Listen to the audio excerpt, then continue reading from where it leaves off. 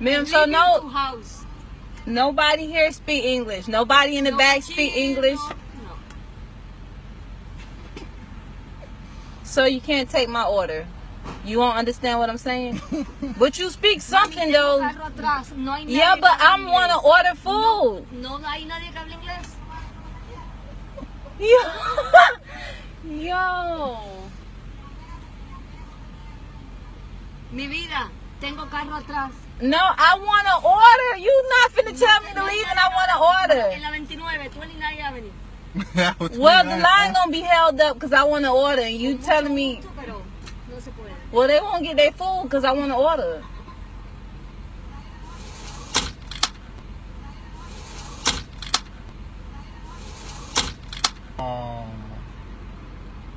She gonna call police on me. She call the police? I'm trying to order and she telling me I can't order because she don't speak English. Who's wrong? What did I do wrong?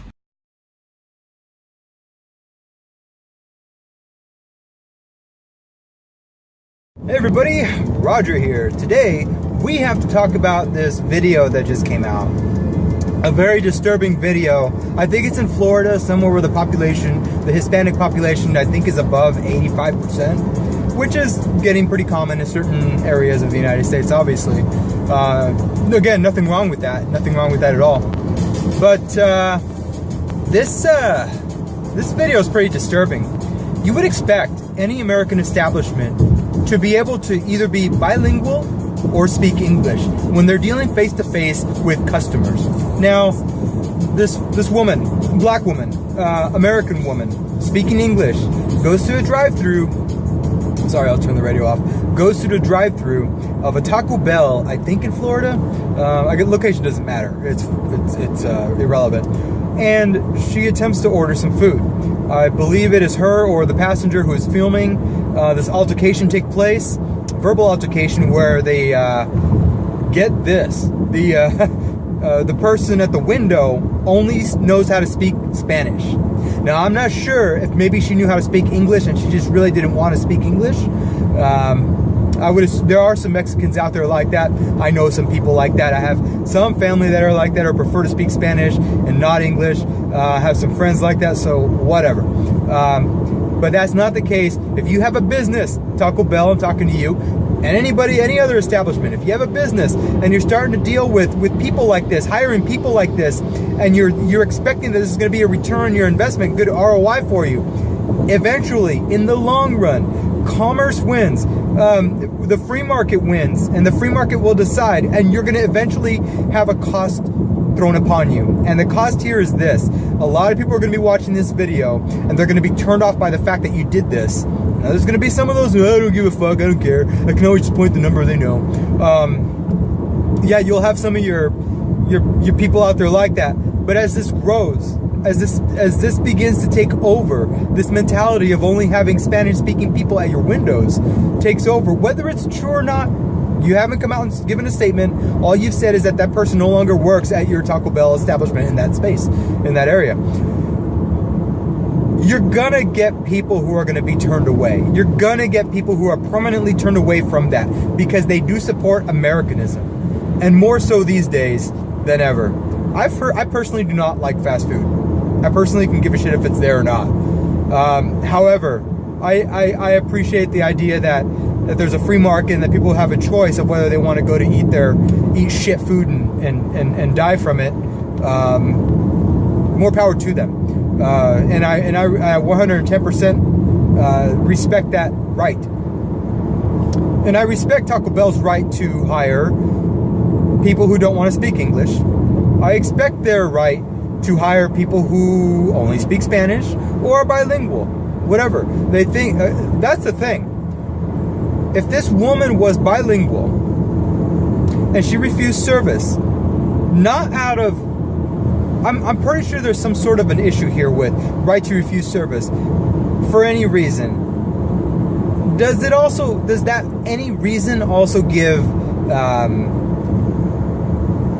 not wanting to speak English as a reason? I don't know. In America, who knows? This is probably a first scenario like this that's ever come out where it's been publicized like this, you know, where it's just weird to me.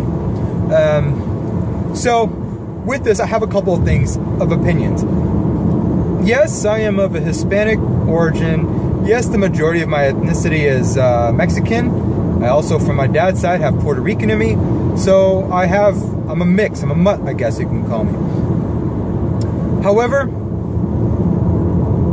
I will also point this out as well. Just because you have a certain ethnicity about you does not mean that you cannot assimilate with American culture. Now, I'm not saying that it doesn't matter if you're black or white or whatever. You can assimilate regardless of your culture, regardless of your color. And you can even do so if you have a different culture as well. However, this is where the problem begins. When you have your own culture and you prioritize that above the American culture and you're living in America, there's a problem. Cultures outside of American culture do not really ever mix with American culture. And it could be something from like any color. I mean, of people, any background of people. And a lot of people are gonna say, oh, no, there's a lot of white people who can nationalize in America and they can gel with our culture. I'm sorry, but that's not true.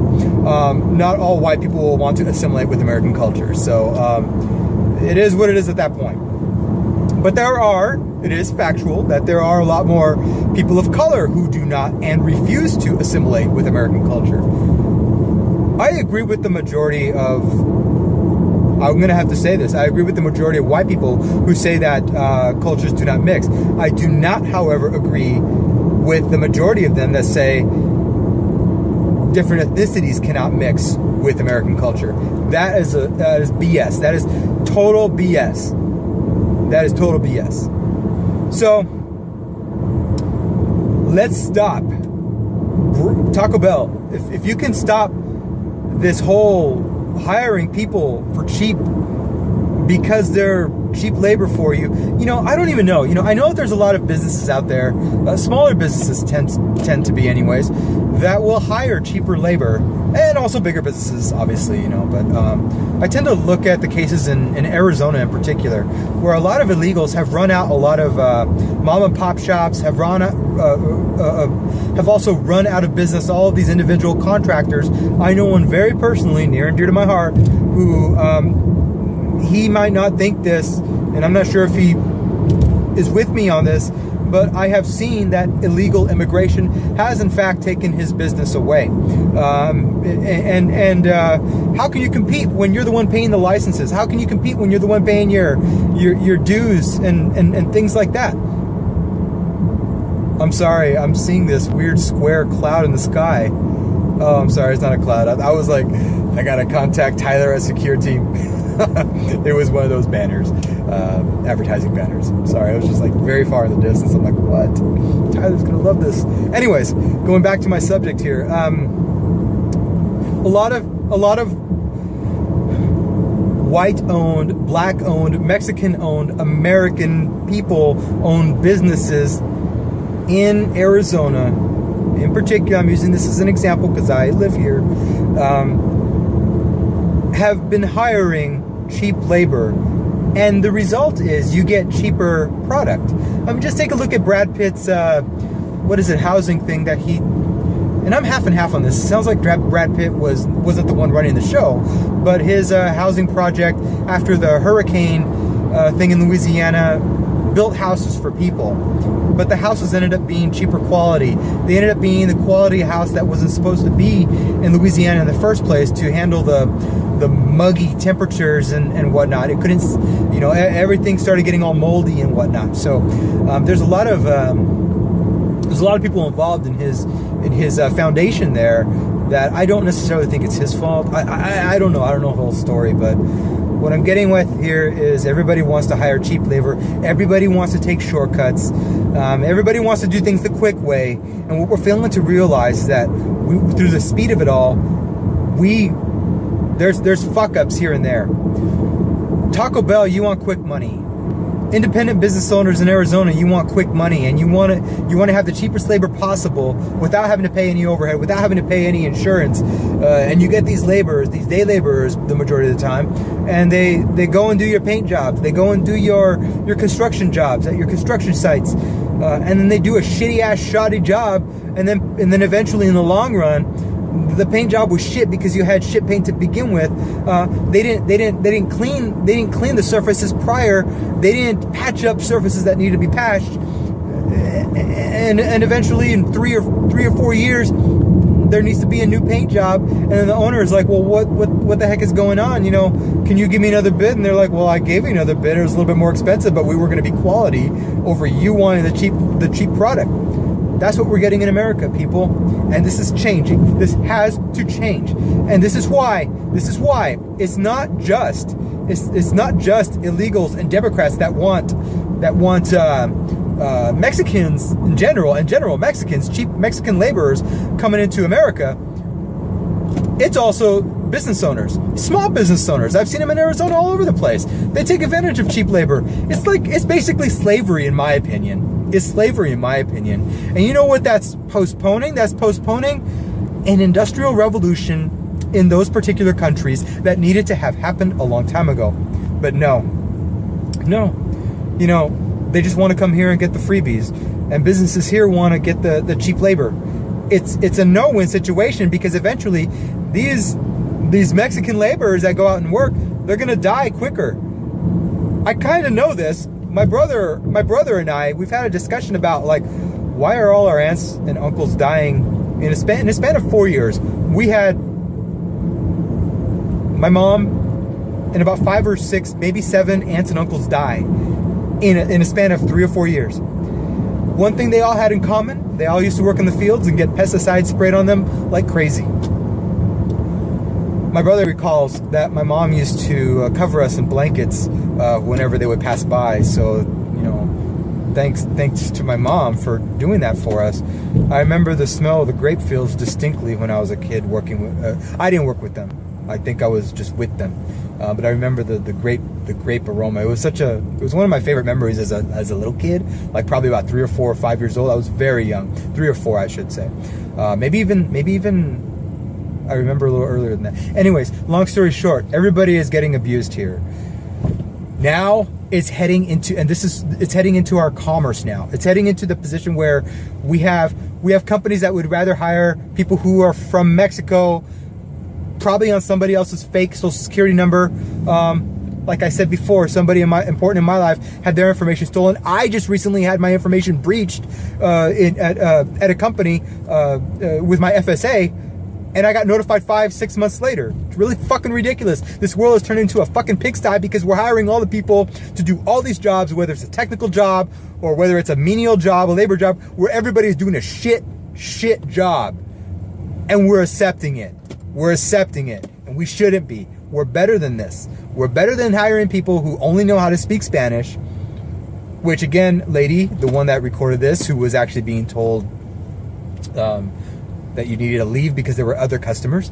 I think hopefully you should be speaking to an attorney. It was totally unfair how it was handled towards you.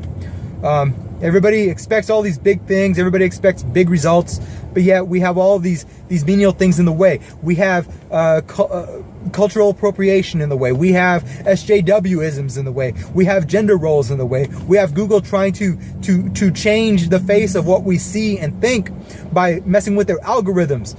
We have all this bullshit, and we're all just sitting back watching it, thinking it's just fucking candy canes and snowflakes. That's what we're thinking of it as for the majority of us.